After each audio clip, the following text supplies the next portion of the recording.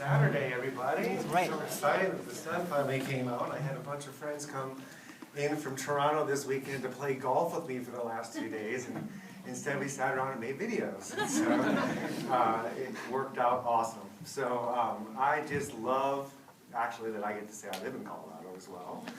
I have spent a good part of my life with Colorado cabins on a dream board of I'm going to finally get my life together and move my family out to Colorado. And after our whole accident and so forth, which I'll share real quick, I don't want to turn it into this, everybody who gets up here starts crying on stage and everything. That's not good for business. But at any rate, my wife and I were in this horrible car accident. Actually, 21 years ago, she broke her neck and had to have a cadaver shin bone put in place of her neck. 95% of the people with her injuries were killed immediately, and the rest are usually paralyzed. So by the grace of God, she's doing amazing, and she's here with me today. No optical deficits at all, which is awesome. I actually split my pelvis in half, broke my sacrum in half, ripped the muscles off my legs, lost a third of my intestines. I was laid up for a long time. It was a long road, I'm not going to kid you. Had 7 back surgeries. They eventually put this fancy computer in my spine and gave me a remote control, and the computer's up here in my spine. When I turned the remote control on, I just wouldn't feel anything from here down. I was confined to a wheelchair for years and had to have people waiting on me all the time, which is no fun, and all of that. But I kept saying, hey, pain's inevitable, suffering's optional. I choose not to suffer. And it wasn't a matter of if I was ever going to get a breakthrough, it was when's the next breakthrough coming? Okay, and so I knew that enough from my own experience being a chiropractor and helping everybody else with their spinal injuries and all of their problems, I knew enough to be my own best patient, right? And so I had to do that for many years. I was very stubborn. The first 15 years, never even took a Tylenol, because I didn't take anything over the counter or medications my whole life unless it was trauma-induced. But I had to know where I was, right? I didn't want to think that I just live in a bubble and then I would just miraculously be better someday. It doesn't happen that way. You have to really fight for your health, and especially in a day and time like we live now with so much chemicals that we're being exposed to in our food sources, to the Wi-Fi stuff and all of the noise and the chaos, and we are being bombarded ourselves in an unprecedented rate that we've never had before. So if we're not actively trying to anti-age, you're not going to just get younger. Okay? The next version of all your cells will be a little bit older and a little bit more dysfunctional than the last version. And that's where was the big key to me getting better, is I had to realize, listen, nobody's going to just wave a magic wand and all my problems are going to go away. I have to fight for it. I have to be really diligent and being consistent with my own therapies, and it took hours and hours a day of discipline to be able to fight for that and know that it's not right now that matters, it's the next version of me. Your cells are always replacing themselves, and that's an issue. So here's my wonderful family, and as soon as I got my legs back 5 years ago, I'm like, we're moving to Colorado. And so it took me about 3 years to make that happen, but we've been out here for almost 2 years now, and so in my mind, it's like my kids grew up with me in a wheelchair most of the time of their prime life, and it was like time to make up for lost time. So we got out here and we started skiing and snowmobiling and dirt biking and mountain biking and hiking and all the fun things that we do out here in Colorado that it's always too hot to do when we're living in Georgia, unless it was lake orientated. So at any rate, we're just really blessed. And so, we have to focus on, can you hit play on that one? The nervous system is the #1 most important system in our bodies. Okay? We have a lot of things going on inside you, but your nervous system is guiding and dictating and directing the function of every one of your 100 trillion cells. There you go. No, not that. A little more to the right. Sorry. There you go. All right, so that nervous system is sending over 400 million pieces of data to your brain every second. Amazing. And it's communicating to each and every one of your 100 trillion cells to tell it how your cell's supposed to function and what it's supposed to do. So the brain is the CPU of this whole computer that runs and governs everything. Okay, and so to understand really about how the body heals from within, and the things that happened to you came from outside in, okay, but we heal from the inside out. And so it's important to understand the whole process of how we're made. A lot of people think, don't really know a lot about anatomy. I just eat food, I go to the bathroom, and I sleep, and I think I'm good, right? That's about the extent of self-awareness of your body. But your 100 trillion cells, it starts smaller than that, down at the molecular level. So you have molecules that form together cells. Those cells differentiate into different types of tissue. Our tissue is all organized to become organs. Our organs then collaborate together to become systems, and then the systems come together to be an organism. Okay? So this process that happens is the process in how we all heal, and how we replace our cells that are in our body that can still be replaced. Now your brain and spinal cord, those were the same cells you were born with, same cells you die with. Every other cell in your body has a turnover rate. It has what's called, I don't want to get really technical, at the end of your DNA strands you have these things called telomeres, like wax being dipped in a candle. Every time your cell feels like, oh, something just invaded me, I'm going to die soon, I'm going to go ahead and kill myself, please replace me. It sends out a new stem cell to replace you, okay? Now those cells have a turnover rate. So your eyeballs only take 2 days. And all your cells in your eyeballs are been replaced, except for the lens. That's the same cells you were born with, okay? Your gums only take 2 weeks. You got brand new gums, right? Your throat takes 2 months. Your lungs only take 8 days. Your heart takes 6 months. Your blood vessels take 6 months. Your bones take the longest, 11 months, 3 weeks, and 3 days. So if you can focus on what can I do today to make sure that I can clean up that DNA and I can get back to a better version of that cell, how can I do that? What can I do neurologically? What can I do with my diet? How can I avoid toxins that interfere with all of that process? We think when we make a new cell, because it happens so fast, hey, we must be really good at the whole copy-paste thing, like copy-paste, I'm making new cells, right? Doesn't work that way, okay? Your body literally makes 3 billion copies of the DNA, rummages through them to find the cleanest one, and that's the one that makes it into the new cell. So if you don't have a clean one to pick from, it's just going to do the best it can with what you got. Okay? But we have the ability to change our lifestyle to avoid the things that are interfering with us, to optimize our nervous system so that that little helper inside of us that is in charge of all of that, it can function better, okay, and to the best it can. So when we talk about the brain, we really have 2 sections of the brain that we like to differentiate it into. We have gray matter and we have what's called white matter. Okay, think of a melon. The rind, that's the gray matter. The fruit is the white matter. And much like the density of a melon, if I had a golf ball and a grape teed up next to each other, and I hit them at the same time, clearly the golf ball is going to go a lot further than my grape's going to go. Well, when people have a head trauma, those 2 tissues are tied together by billions of little neurological fibers. And that gray matter is like the golf ball, and the white matter is like the grape. Okay, and so it bounces off your skull and comes back at different speeds, and it causes all sorts of shredding and tearing and dysfunction. So all of us are just a sum of all the traumas we've ever had. Okay, and so that gray matter is your conscious thoughts. That's what you consciously choose to do. Those fibers process about 2,000 pieces of data a second. The white matter, not your conscious thoughts, but the white matter controls all the function of every part of your body, 400 million pieces of data a second. It holds a whole lot more weight. And now it's kind of hard to see because of the high definition not being there, but there's all these little strings, little fibers that make up pathways that send information through our brain. And so our technology now, we can see things unlike we've ever been able to see before. So that gray matter, it's divided into 52 Brodmann areas. Okay? These are just regions of the tissue that have very specific neurological function. So one of them right here allows you to actually speak. Okay? So different Brodmann areas have different functions in your abilities. Now, humans and primates are the only animals that have these areas. All other animals don't.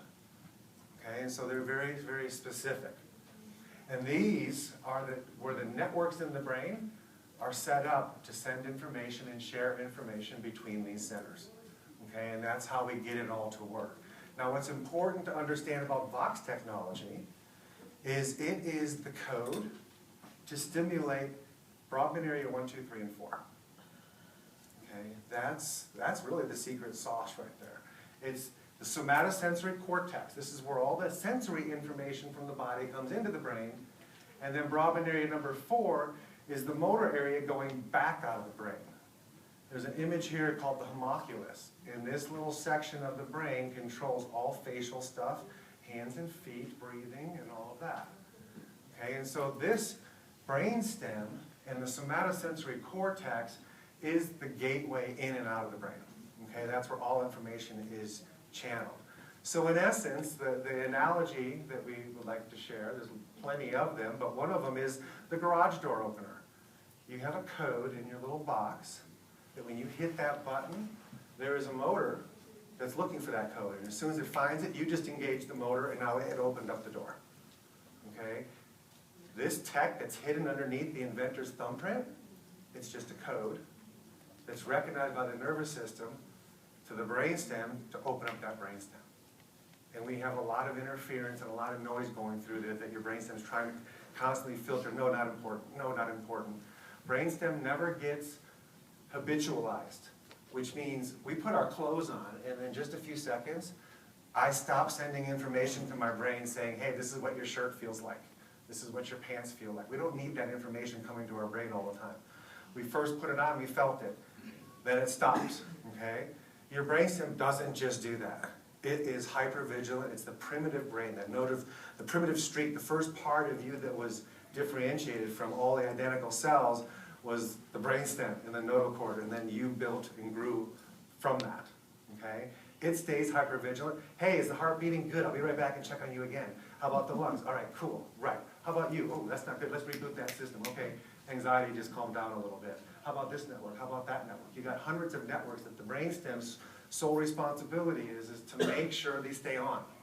You have one network called the default mode network, and that one is kind of like the foreman that makes sure all the other networks stay functioning. Okay? And so that's a very important one as well. So when somebody has an injury to the brain, we have 5 different ways we assess that. X-ray is usually the first. We want to make sure that you didn't break the bone. Okay? The second one is an MRI. We're going to look at the soft tissue. Is there a lesion?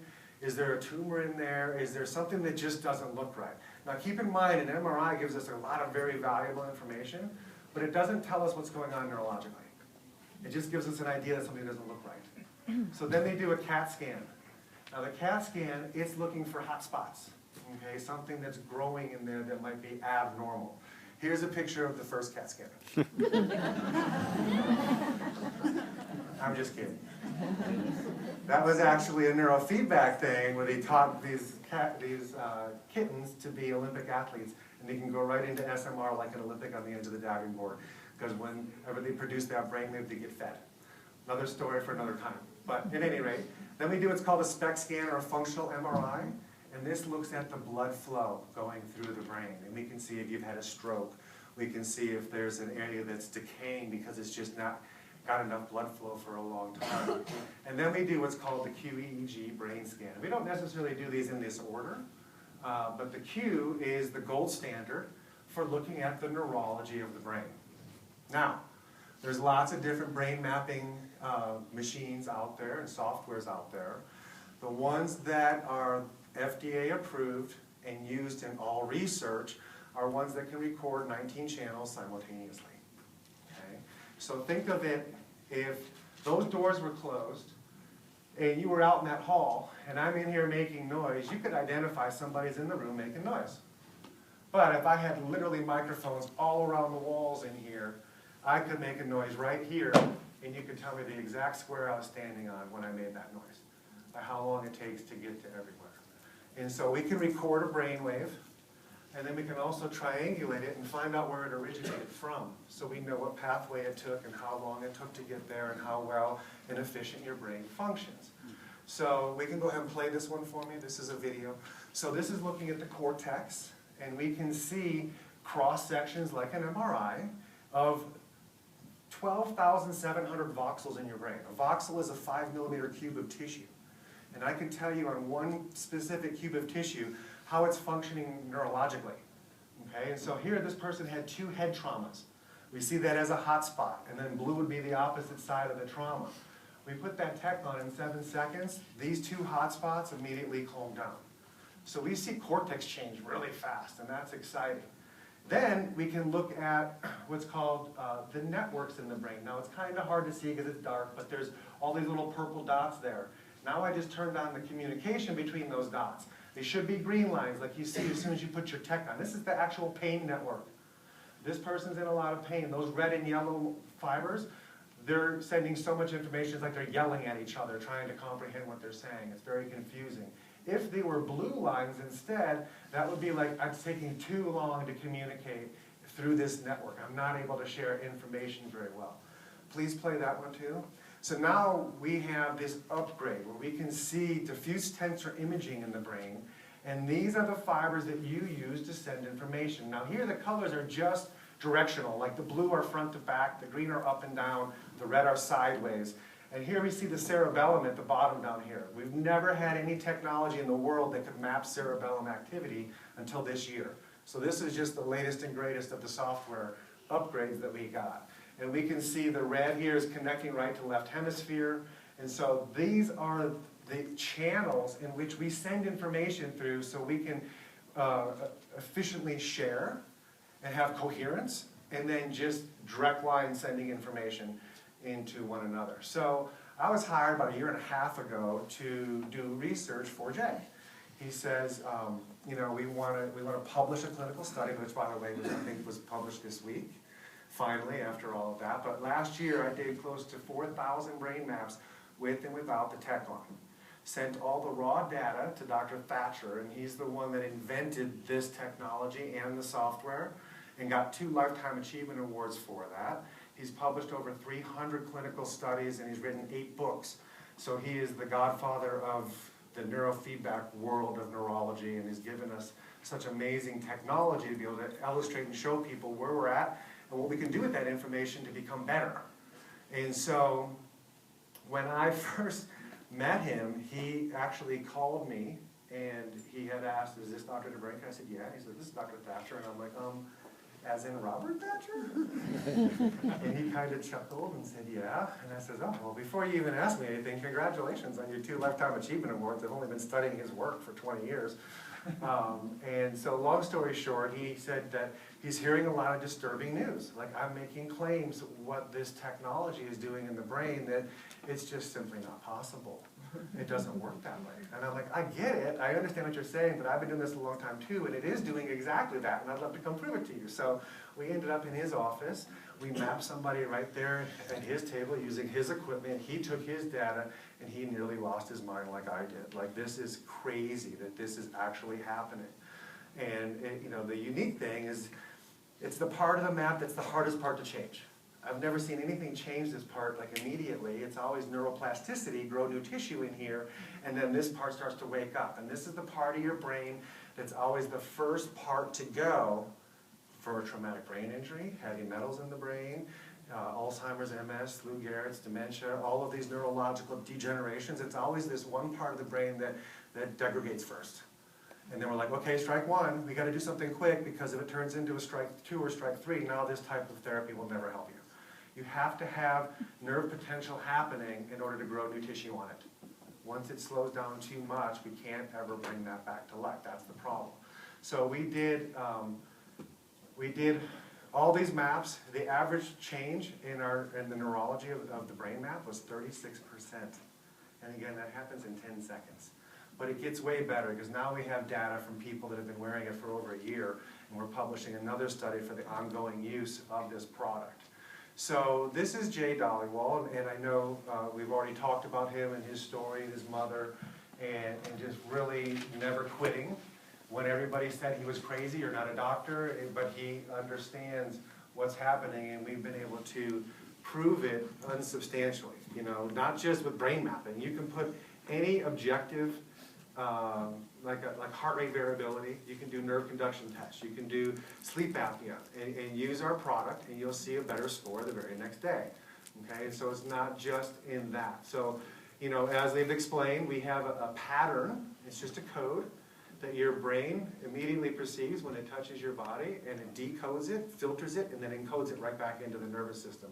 And the net result is your brainstem's functioning 36% on average more efficiently. So what does that mean? Okay, we have this amazing tech. It's like we said, we have 3 different ways of putting it on you. It doesn't matter which one you have, and you can have 1 or 10. It's not going to make any difference past the first one. Okay, we've done maps where we do just socks, just insoles, just patch. Socks and patch, socks, patch, and insoles. And all the maps and all the data overlaps to the 100th of the point. And so it doesn't do any more by adding more, but some people will respond better to a sock or to a patch or to an insole. For them personally, you can find one that you may feel works the best, but regardless, it's either the socks, the insoles, or our patch. And so where else do we find something that can have such a profound effect with no drug, which means no side effect, which not being invasive, it's non-electrical, so we're not having to hook up batteries and have all these copper wires and things going through it. Immediate response, easy to use, everybody can demo it just as good as the next person. The first time you see it, you turn around and do it to somebody else, and you do it to each other, it's like, oh my gosh, this is amazing. And that's just one simple test of brainstem balance, okay? What you're about to see is it goes way past balance and stability, guys. It's not that simple. It's age safe, pregnancy safe, affordable, and portable. How about that, right? Not everybody can afford all those alternative therapies and surgeries and travel to go try this doctor or that doctor or this thing. And believe me, I've traveled a lot and spent a small fortune trying to find one little answer to give me 5% better life. And the fact that I have no pain now for so many years and don't need to use my computer anymore, and these socks keep me there. You know, when I don't wear them, which is not very often, for a day or so, why is my back hurting? Oh my gosh, where's my socks? We haven't been wearing them. And so that just doesn't happen. We know neurological function is improved, and we've done several small studies to prove that.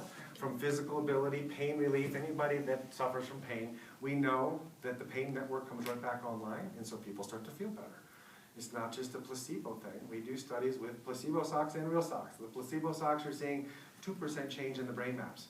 The real socks, 36, 48%. And these are people that don't know the difference one way or the other. So the brain function is amazing. Exercise performance, we all know that. Energy, a lot of people wear them. Also, I'm not taking an afternoon nap. I have more energy. I'm able to function better. Again, nervous system, you experience life through your nervous system. So depending on how your nervous system's programmed is going to be what your quality of life is. We are built for success, but then programmed for failure because of all the stuff that we're exposed to and the people and influences in our lives. We have percentages, 31% improvement of balance and stability. What that equates to is you're 8 times less likely to fall down. Now, why is that important?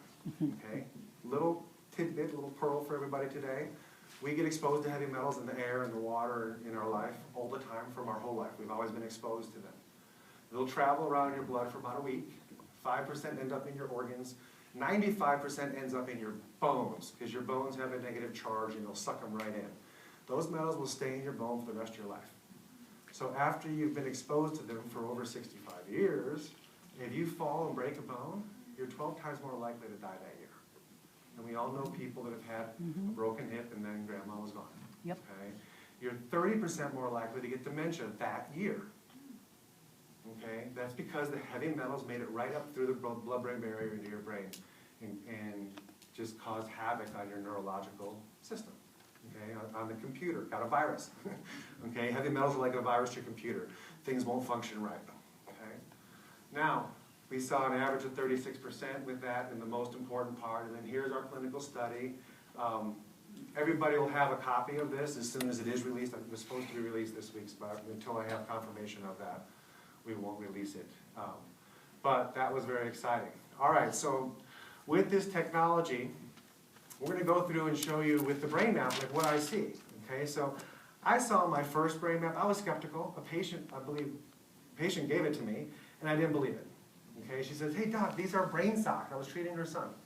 These are brain socks. You need to give these to all your patients. And I'm like, brain socks, okay, I've heard them all now, but everybody tries to get me to sell something to all my patients because I keep thinking they're just looking at me as they're gonna make money off me, right? And that's why they're telling me this.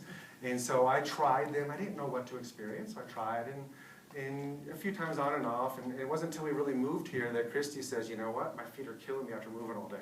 I'm like, well, put those socks on tomorrow, let's see. And then the next day, she wore the socks, no pain, and felt great, great energy. The next day she didn't wear them, she was miserable again all day. I'm like, oh, there's probably something to this. So I tried wearing them a few more times, and again, nobody told me about the balance thing. I still didn't know that yet. So I didn't even have that to fall on. I just had to go, do I feel anything? I don't have any pain, I don't have any balance issues, so what am I supposed to feel? I don't know. So she was persistent, so finally I'm like, you know what? I'm gonna go map myself. So I run downstairs, I map myself, I put the socks on, I'm thinking 2%, 5%, I'll be impressed. It was 48% change. I about fell out of my chair.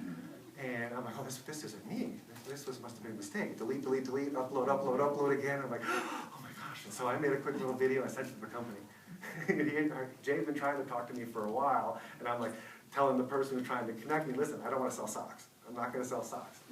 Just leave me alone. I don't want to sell socks. And then I see this brain map, I'm like, oh my gosh, I got to start selling socks. This is crazy. So within a week, I met Jay. We met in Atlanta, and in a very short period of time, became very close friends. And I started out just trying to help with doing some studies for him, and then it turned out to, he really believes that practitioners are the ones that are going to help us push that dial forward because of the influence that practitioners have. And so we've started a practitioner program.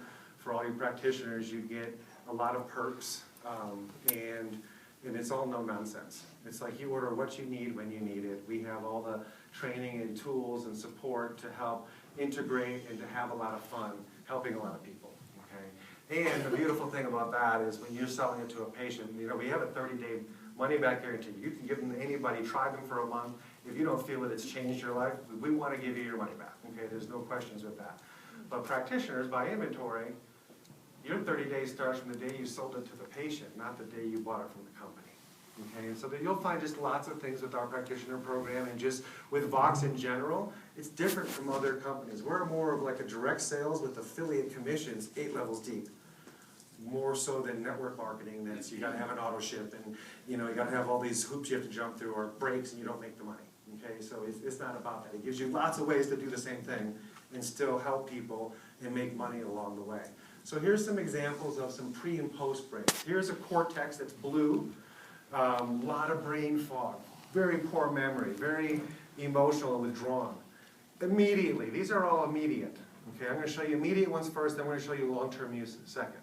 So this returned back to normal. So in this key, gray would be the green that you've seen in previous stuff that I've put out as normal, within normal range. That's up to 2 deviations away from normal. Now this database for normal is 200,000 people with 120 IQ from all ages that have never had any head traumas. And that became the normative database. And now we have millions of people we're comparing against that. So this is whatever age this person was in gender compared to every other male or female her or his age. And so initially way below par, and then within 10 seconds they're almost completely normal cortex. Now this next person above, this is more anxiety and stress, overstimulated cortex. We put the tech on it, and in 10 seconds we're seeing live changes right there in front of them. Okay? Then we have the head trauma before and after the tech. This is back to the old scale where green would be gray, okay, in that example. And so now we can look at what's called diffuse tensor imaging. Now I showed you that really fancy picture with all the strings spinning around and all of that. That's all the fibers. Now the healthy fibers are gray, so they're not going to be there. So you should just see black. Any color there, if it's blues, it's taking too long to share information through that fiber. If it's red or yellow, I'm sitting there yelling at you in a crowded room and you're trying to comprehend what I'm saying. Okay? We want things to return to normal. Pre, post. And again, I'm sorry for the lack of light on that, but that is so significant to have that change. People usually train neurofeedback for 20, 30 hours to get that kind of change, and we did it in seconds. Here's another one. Very slow, a lot of brain fog. This here is cerebellum activity, very slow. All this frontal cortex, very slow. Decision making, very poor. Very few fibers left. Everything's returning back to normal. Here's information flow. Not how well I'm sharing information, just the direct, I'm trying to talk to you, can I get the information there or not? Again, significant change. Here's ADD, anxiety, stress. Way overstimulated, all red fibers, very dense fibers that are not green, right? So you're seeing them all. You put it on this person and like, what did you just do to me? It's like, boom, I'm present. Like I feel like I'm right here. I'm not in like a million other places in my brain. And we see this all the time. Okay? Not always that significant. More, here's another very significant one. This is looking at the back of the brain. So all that cerebellum activity, and the whole left side's blue, the whole right side's red. This is a bipolar person who's very at the end of both spectrums and not really happy in the middle much. Okay? And again, what did you just do to me? You just put that on, and that's crazy on how much more like at peace. I just feel still, and I feel like I'm here in this moment, which is very rare for some people, unfortunately. Here's another ADD, looking from the top down. A lot of stress, a lot of red fibers. You see all the red fibers disappearing, okay, and coming more online. Then we have the back. And again, all this dark blue cerebellum. Cerebellum controls the same side of the body. So this person was very clumsy with that right side and always having issues trying to keep up, and the gait was horrible. And also he gives them this, the cane drops, and they start walking without this crazy gait. And look at the cerebellum. It just went from 4 deviations too slow to 2. So is she 100%? No. But she made a significant change. And the beautiful thing is the longer you're wearing this tech, the more changes keep happening. Okay? And so, and I've always thought this, because this is what we see. We talked about brainstem and balance and stability, dynamic and lateral and all of that. And that's controlled by your brainstem, your proprioception, and your balance. That's all Jay really thought it was doing. We start seeing these maps, and past the brainstem, it's whatever your worst issue is, it goes there, and either wakes that up or calms that down. It goes to where you need it. It's not the tech that's that smart. It's your own immune system. It's your own nervous system. It's your own neural response. So imagine you're in your basement, and all of a sudden you move the couch, and you see this funny looking crack in the wall, and you push it, and the door opens, and it's a trap door, and there's 50,000 cash in there. You've lived there for years. It's been there all along. You're like, oh my gosh, we got all this money. What are we going to do? Let's do some home improvements. If that happened to everybody in the room, you'd all do different things with your home. Okay? I'm not giving you anything from the outside. You already had all the neurology in you. I just gave you 50% more, or 36% more. Right now, what do you choose to do with it? Well, you know what? I'm going to fix this first, because that's the worst issue for that person. So it's not about what disease do you have. Does this help for ADD? Does this help for anxiety? No, it's not about naming any disease. It's helping the brainstem. Your body can finally heal itself. It has more resources. It just called on 50,000 more workers to go to town on your job called home. Okay? Now, why would we want to take that off? We've got free workers, right? They're in there doing their work. The more we leave it on, the more this change becomes wonderful. So outside of those fibers that make up our pathways that we're communicating, we can literally pull up over 100 different networks in the brain and identify which one's your worst one. I'll see which one right away, which one's offline the most. So in this case, this is an anxiety network. Now, you're not supposed to see any lines in there. Okay, no lines at all, because all those purple dots, if they were talking right to each other, each purple dot in a network has to send information to every other dot in the network. So if all the green lines were in there, you'd see twice as many. But you see all of these red lines, which means 4 deviations too much, is too much anxiety. This person is definitely an anxiety sufferer. Immediately, the red lines, most of them are gone, and you left with a few yellow ones there too. That is significant change. Then we have the default mode network. This one's in charge of running all the networks. Look at how horribly offline this is. This is an issue for this person. They're very inconsistent with following through on anything. And then we see, again, if the graphics were more powerful here, you'd really be able to see how many less lines there are, how much less red, and how much less dense. You see a lot more space through those. All right, so now we have, we've begun another study. And I'm going to have 30 people in this study, and it'll be published probably within the next month or so. Or not published, but completed, and then will be sent in for publishing. And so this is the long-term use of the product. So over 400 people that I mapped last year, we're having ones that have been very consistent and wore the product every single day after, if they've worn it every day for more than 8 months, you can come back to me if you're one of the first ones to get there, and we'll remap you again and show you ongoing progress. So this was an ex-hockey player, and I met him and did the first 2 maps on him back in June of 2018. And there was some significant changes, and he was super excited, and he wore the product 24/7 since. I saw him last month again, and I says, hey, let's map you again. It's been like how long? It's been like 8 months. Let's map and see progress. He wore them every day. He goes, yeah, 100% of the days, probably only 90% a night. And a lot of people in the room might not realize that this tech will help you at night so much better than you can even imagine. Half the brain maps we did were assessing nighttime. It's going to get you into a deeper sleep, deeper REM sleep, wake up refreshed, not dragging yourself out of bed, not being such a light sleeper. Again, these are all expressions of the nervous system. You want to be in the deepest, best sleep you can get, because that's when most of the new cells get laid down. And so you want to be sleeping with it. So, and then we did it again 8 months later. So his initial cortex, very red, right? We put the tech on him, all turns yellow. That's 2 deviations better immediately, and we can feel that. 8 months later, all the color's gone, right? And he's like, oh man, I feel better now than I felt 10 years ago, okay? Here's his side view, same patient, before, after, and then today. Then we look at the diffuse tensor imaging. Look at how much was going on there. That's like struggling to sleep, brain fog all the time, slow memory, and he's feeling like he's a lot older than he should be. Okay? We put the tech on, immediately all the yellow in the back is gone, and then this little cerebellum activity, how dense that is, how light it is. So that's huge change. Neurologists don't like the fact that we can make that much change in 10 seconds. They want you to come spend a lot of money and do a lot of training and therapies for a year sometimes to see change like this. And the fact that we can do that instantly is super exciting. It is such a blessing. But look what happened after 8 months. That's all that's left. Whoa. So just like I said, you put it on, 21 days later, you could take them off and all that initial change is still there. You've trained the brain that this is how we function now. This is how it works now. But if you keep them on, it's going to go to the next worst fibers, and then the next ones, and the next ones.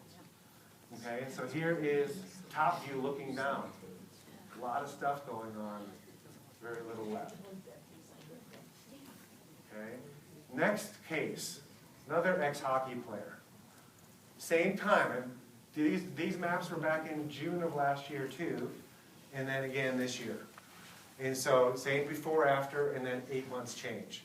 So this one before, after, you're not going to really see it because of the density of the light. But the front, they're both all red, okay? But the front on the second one turned orange. So a little bit of the frontal cortex had some change. Again, it doesn't turn gray immediately on everybody, but it had some change. But now 8 months later, he was able to clear it and keep healing it and keep reaching that next level of health. So here's the initial information flow. Again, a lot of stuff going on here in the cerebellum, a lot less. And then today, after 8 months. So we're seeing this with every case we're looking at that manages to use them for long enough.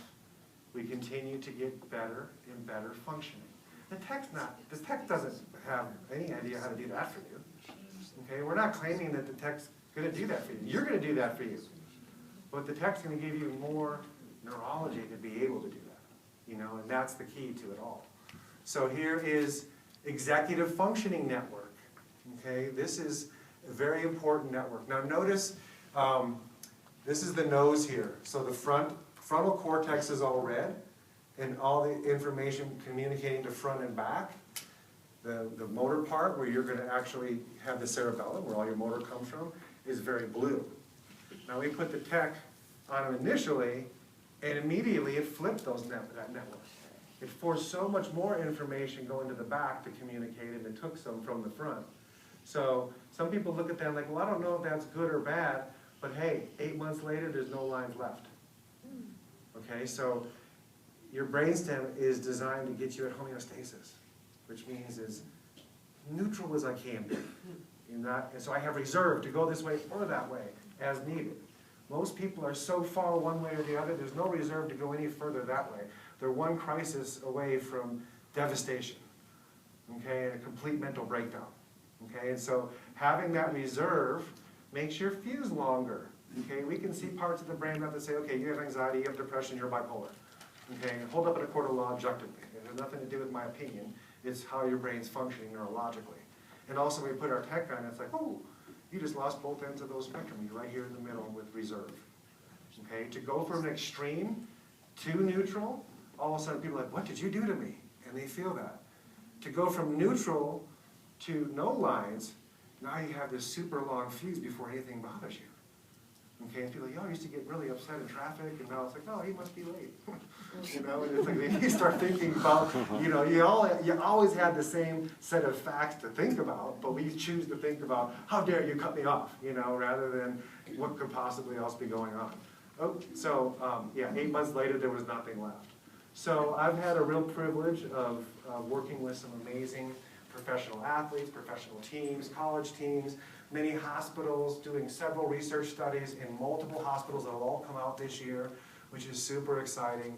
And just being around such great minds and hearing the things they say. So Dr. Zach Bush is a triple board certified medical doctor, really big on